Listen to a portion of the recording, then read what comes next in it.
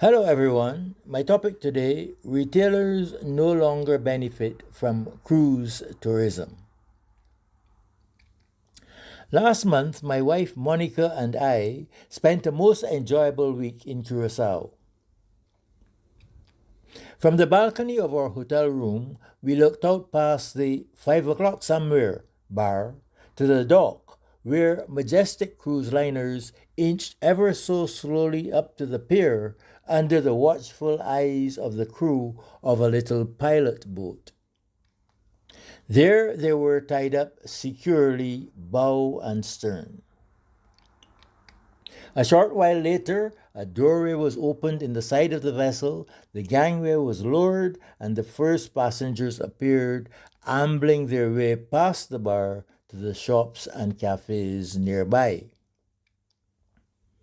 The shops within easy walking distance, nestled within the walls of an old fort, mainly sold commonplace souvenir items, mugs, t-shirts, key rings, and the like, and they were interspersed with bars and cafes. The hotel and the fort are all within the district called the Otra Banda, across the water from the Punda district in the capital city, Willemstad. The Punda is the heart of the city and the seat of the country's parliament. I had last been in Curacao about 30 years ago, and I remembered the Punda as a thriving commercial district with a main street that featured banks and stores selling clothing, perfumes, and jewelry.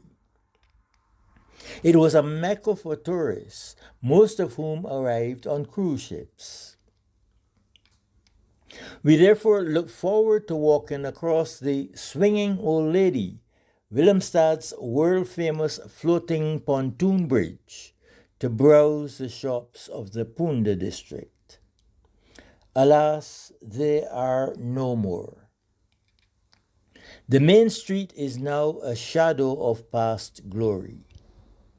The shops that remain sell the same souvenir items as those in Otra Banda.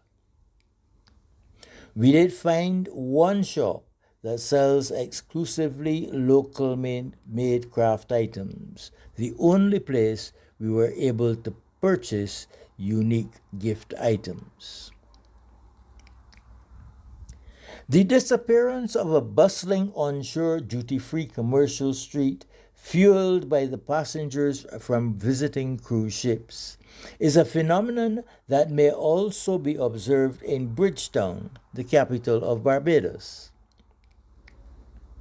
In the closing decades of the last century, Broad Street in Bridgetown was a thriving avenue of venerable retail establishments, along with international banks that ran their operations for the Eastern Caribbean from head offices located on the street. On days when large cruise ships docked, visitors thronged the street, and shops opened on Sunday when they would normally be closed whenever cruise ships were in the harbor. Today, the last of the iconic commercial houses has disappeared from Broad Street. When bloggers post videos of Bridgetown nowadays, they ignore Broad Street in favor of the capital's bustling bazaar on Swan Street. Although Curacao and Barbados are the only examples where I can claim to have observed the loss of retail businesses personally, a recent visit to the dockyard in Bermuda confirms the impression that there are few benefits for retail businesses from cruise tourism. There is a pier for large cruise ships at the dockyard, which has seen officially supported programs to renovate the historical buildings of this former bastion of British naval power and convert them into a commercial district.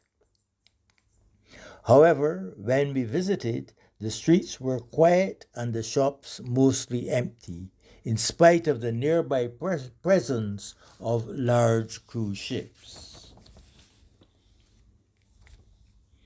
There are three reasons one may think of for the disappearance of domestic retail spin offs from the cruise industry.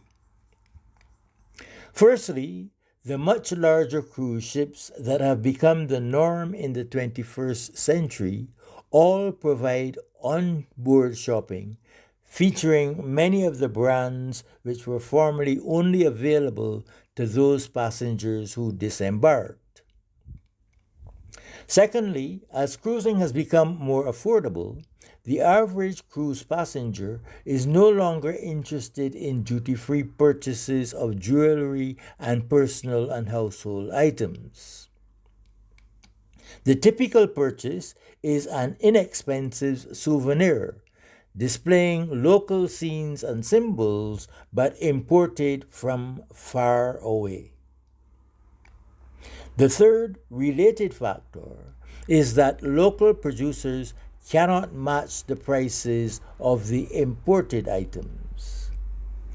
Local creatives and skilled artisans offer unique, high-quality items, but the prices they must charge in order to sustain a viable business are beyond the reach of the typical cruise tourist.